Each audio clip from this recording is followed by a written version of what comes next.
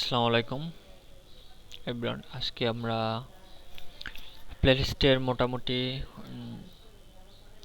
Second class first class একটা অবজেক্টের class অবজেক্টের একটা ওভারভিউ নিয়েছিলাম। তারপর আমরা সিলেবাস সম্পর্কে একটা ধারণা নিয়েছি। এখন আমরা বলা যায় এটা ফার্স্ট ক্লাস, ঠিক আছে?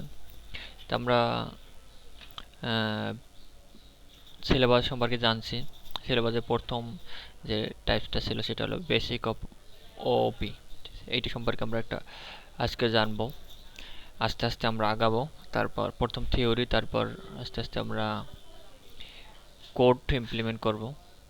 তারপর কোড কর এবং প্রত্যেকটা অফিস করার পর আমরা প্রবলেম সলভ করব। আমরা জানবো আজকে বেসিক ওপি। অবজেক্ট ওপি মানে কি? Object oriented programming. এটা হলো ওপি। অবজেক্ট ওরিয়েন্টেড প্রোগ্রামিং হলো প্রোগ্রামিং প্যারাডাইম যেখানে যেখানে ডেটা থাকবে, ফাংশন থাকবে, ফাংশন থাকবে এবং একাত্র আকারে, মানে এদেরকে একত্র করে অবজেক্ট আকারে অর্গানাইজেশন করা হয়। মানে ডেটা ফাংশনকে একত্রে অবজেক্ট আকারে অর্গানাইজেশন করা হয়। আমরা মূলত ক্লাস লিখি, অবজেক্ট ফাংশন লিখি, এটা কিন্তু কল করা হয় অবজেক্ট দিয়ে। তাই আমরা অর্গানাইজেশন করি কি দিয়ে? মানে সাজাই গুছাই কি দিয়ে? Obviously object. তাই অবজেক্ট দিয়ে অর্গানাইজেশন করা হয়, সেটাই বলছি। অবজেক্ট অবজেক্ট আসলে কি আমরা এটা জানবো। এর আগেও বলছিলাম একবার। অবজেক্ট কি হলো? রিয়াল ওয়ার্ল্ড এন্ট্রি, মানে আমরা যেটা দেখতে পাই, ছুঁইতে পাই, এরকম যদি কিছু থাকে সেটা হলো অবজেক্ট। আর ক্লাস কি? ক্লাস হলো ব্লুপ্রিন্ট, টেমপ্লেট, ডিজাইন, এটসেট্রা। ঠিক আছে। ক্লাস অবজেক্ট হলো রিয়েল টাইম অবজেক্ট, যেমন কার, স্টুডেন্ট, এগুলো এটসেট্রা উদাহরণ দেওয়া আছে। যেমন আমি যদি বলি এটা কারের মডেল মডেল করা হলো, সেটা হলো যে ওই একটা মডেল থেকে একাধিক গাড়ি তৈরি করা হলো। তাহলে গাড়িগুলো হবে, গাড়িগুলো আমরা ধরা যায়, ছোঁয়া যায়, স্পর্শ করা যায়, এগুলো হবে রিয়েল ওয়ার্ল্ড অবজেক্ট। তাহলে এটা কি হবে? Real world entry. তাহলে কি হবে? এটা অবজেক্ট। আর যেটা ধরা যায় না, ছোঁয়া যায় না, যেটা এটা মডেল বা সরি মডেল না হোক, এটা বা ডিজাইন বলি আমরা, যে ডিজাইন বলি, তাহলে ডিজাইন যেটা সেটা হলো ক্লাস। ঠিক আছে, আবার সুন্দরভাবে বলি। আমি যদি একটা গাড়ির ডিজাইন আঁকি, ওই ডিজাইনে 100টা গাড়ি তৈরি করলাম এবং ওই ডিজাইন হলো যে ক্লাস, টেমপ্লেট বা ব্লুপ্রিন্ট, এবং ওই ডিজাইন দিয়ে 100 গাড়ি কার তৈরি করছে, এই গাড়িগুলো স্পর্শ করা, ধরা যায়, ছোঁয়া যায়, এই জন্য রিয়াল ওয়ার্ল্ড এন্ট্রি। এগুলো কি বলা হয়? অবজেক্ট। ক্লাস ক্লাস হলো বলছি ক্লাসের টেমপ্লেট, এবং যা অবজেক্ট তৈরি করার সময় ব্যবহার করা হয়। এখন আমরা তো ক্লাস অবজেক্ট দুটো মোটামুটি একটা ধারণা নিয়েছি, বুঝছি। এখন হলো যে ক্লাস যখন আমরা লিখি তখন কিন্তু টেমপ্লেট এটা মেমোরিতে জায়গা নেয় না, কিন্তু যখন এটার অবজেক্ট ক্রিয়েট করি তখন এটার মেমোরিতে জায়গা নেই। ঠিক আছে, এটা হলো ইম্পর্টেন্ট কি, সহজ এবং প্রসিডিউরাল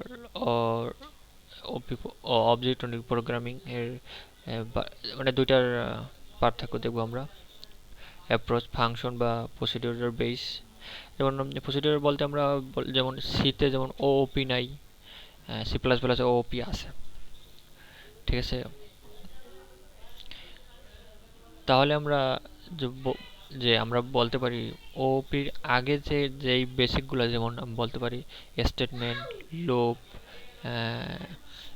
এগুলো যে ওওপির আগে যে বেসিকগুলো আছে প্রোগ্রামের, ওইগুলো হলো কি procedural programming.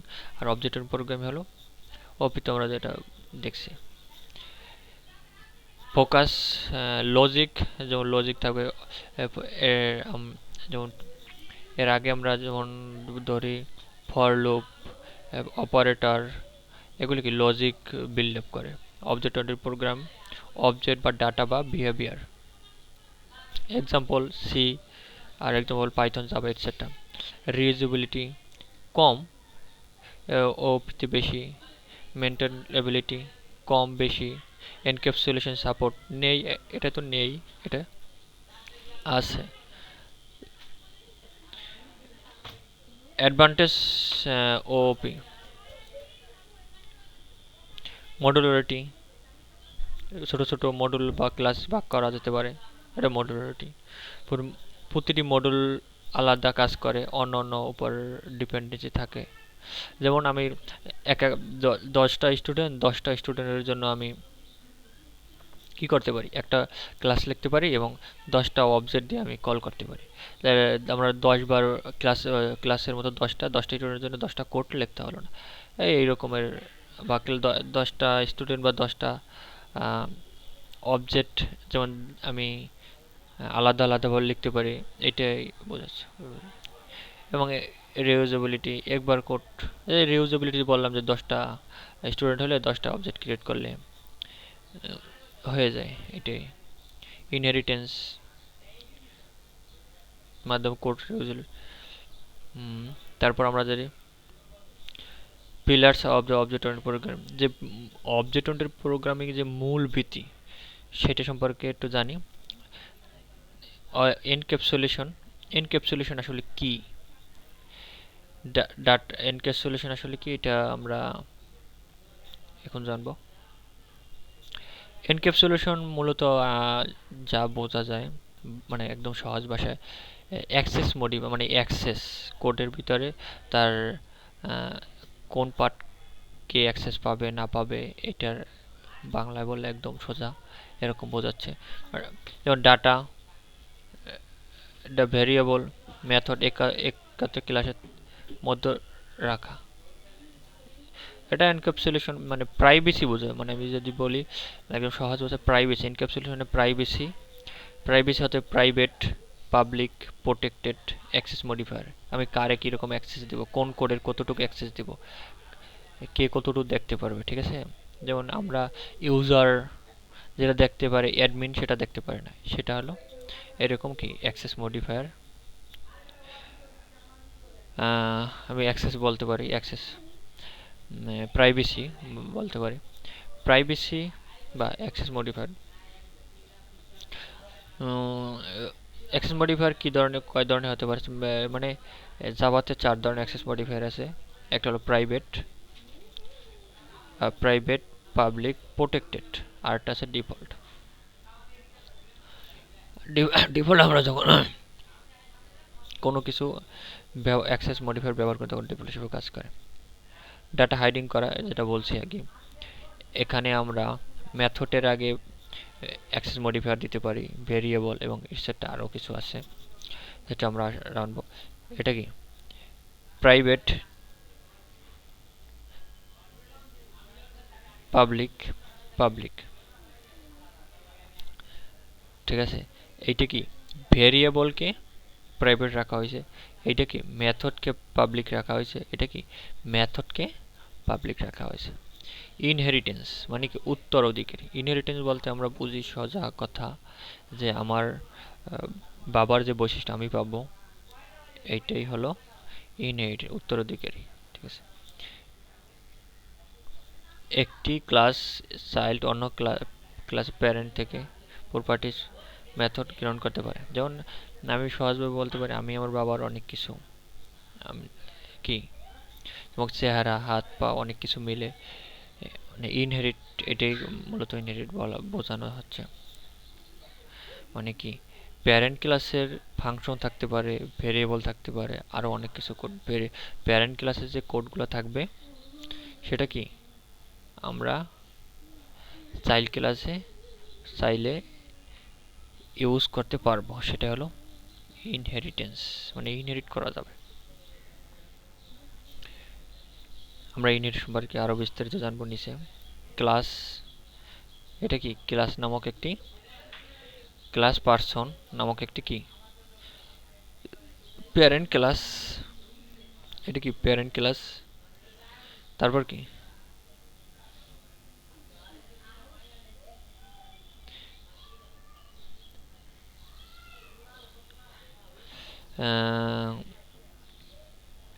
Parent class class student নামক একটা ক্লাস নিছি, সেটা কি এক্সটেন্ডস করছে কাকে পারসনকে। এটা কি করছে ইনহেরিট করছে স্টুডেন্ট নামক ক্লাস। যদি আমরা ইনহেরিট করতে চাই তখন কি দেব এক্সটেন্ডস এবং পারসন পারসন নামক কি প্যারেন্ট ক্লাস। এটা কি এটা এক্সটেন্ড দ্বারা কি করা হয় ইনহেরিট করা হয়। আমরা যদি কোনো ক্লাসকে ইনহেরিট করি তাহলে কি এক্সটেন্ড দেবো। এটা ক্লাস স্টুডেন্ট চাইল্ড ক্লাস। এটা কি প্যারেন্ট ক্লাস এক্সটেন্ড দ্বারা কি করা ইনহেরিট করা হয়েছে। এটা কি চাইল্ড ক্লাসের ভ্যারিয়েবল, তাহলে কি ইনহেরিট করা হয়েছে এটা প্যারেন্ট ক্লাসকে। এবং এখান আমরা এই ক্লাসে আমরা চাইলে নেমকেও ব্যবহার করতে পারবো চাইল্ড ক্লাস। এটা বলেছে পলিমারপিজম বা বহুরূপী। তো পলিমারপিজম মানে বহুরূপী। এটা একটা মানুষের অনেক বহুরূপী থাকে, সে হলো কি পলিমারপিজম। আমরা যদি বলি অনেক আশেপাশে বন্ধু বান্ধব পলিমারপিজম থাকে, মানে তাকে বহুরূপী। আমরা কোডের ভিতরে দেখব তাদের নাম সেম, দেখা যায় প্যারামিটার কিছু না কিছু ভিন্ন, রিটার্ন টাইপ অনেক কিছু ভিন্ন থাকার কারণে কিন্তু নেম এক থাকবে। এক ধরনের অবজেক্ট মেথড একাধিক রূপে ব্যবহার করা হয়। এবং দুই ধরনের পলিমরফিজম হতে পারে, কম্পাইল টাইম এবং রান টাইম। এখন বুঝতে হবে কম্পাইল টাইম কি, রান টাইম কি। ঠিক আছে, কম্পাইল টাইম মেথড ওভার, আমরা এটা ডিটেলস পরে যাব, আমরা আগে একটু ওভারভিউ দেব। এই কম্পাইল টাইম যেটা মেথড ওভারলোডিং কম্পাইল টাইম দেবে। Run time compile time method overloading কি, মেথড ওভারলোডিং হলো যে মেথডের নেম একই থাকবে এবং সেটা হতে পারে প্যারামিটার ডিফারেন্ট বা প্যারামিটার লোকেশন ডিফারেন্ট, এরকম হতে পারে। আমরা সামনে কোড দিয়ে দেখব। রান টাইম কি মেথড ওভার রাইটিং সম্পর্কে আর একটু জান। মেথড ওভার রাইটিং কি এখানে দেওয়া আছে, মেথড ওভারলোডিং সম্পর্কে দেওয়া আছে এবং ইন অ্যাড নামে কি এটা কিনা হয়েছে মেথড বা ফাংশন, এবং এখানে অ্যাড নামে ফাংশন সেভ থাকবে এবং সেটার কি প্যারামিটার ভিন্ন থাকতে পারে। যেমন এই প্যারামিটার ভিন্ন, ইন্টিজার এনে কি ডাবল, কিন্তু কি ফাংশন নেম সেম অ্যাড। এখানেও রিটার্ন করা হয়েছে এ প্লাস বি, এখানেও কি রিটার্ন করা হয়েছে এ প্লাস বি। এখানে কি করবে রিটার্ন করবে কি ডাবল, এখানে ইন্টিজার, এটা বলে। এবং আর আছে কি abstraction abstraction implement implement of abstraction সম্পর্কে আমরা জানবো ওর ডিটেলস, এই ভিডিওতে ডিটেল লুকিয়ে রাখা শুধু ফিচারগুলো। ও হ্যাঁ, এখানে বেশি কিছু অ্যাবস্ট্রাক্ট ক্লাস বা ইন্টারফেস ব্যবহার করা হয়। অ্যাবস্ট্রাক্ট ক্লাস এটা ব্যবহার করা হয়, অ্যাবস্ট্রাকশন অ্যাবস্ট্রাক্ট ক্লাস হতে পারে, অ্যাবস্ট্রাক্ট মেথড হতে পারে, ইন্টারফেস ব্যবহার করে। এবং এখানে একটা উদাহরণ দেওয়া আছে, এখানে কি এটা হলো অ্যাবস্ট্রাক্ট ক্লাস, অ্যাবস্ট্রাক্ট এটা হলো অ্যাবস্ট্রাক্ট মেথড, আর এটা কি কারকে এটাকে ইনহেরিট করছে। অ্যাবস্ট্রাক্ট কিওয়ার্ড দিয়ে মোটামুটি যে আমরা ওভার মেথড ওভার রাইটিং দেখছি সেটা করা হয়। যেমন ডাইনামিক ডিসপ্যাচ, এটা রান টাইম পলিমরফিজম অ্যাসেপ্ট করা হয়। ঠিক আছে, এটা আমরা কোড দিয়ে আরও দেখবো। এখন মোটামুটি একটা ওভারভিউ দিলাম।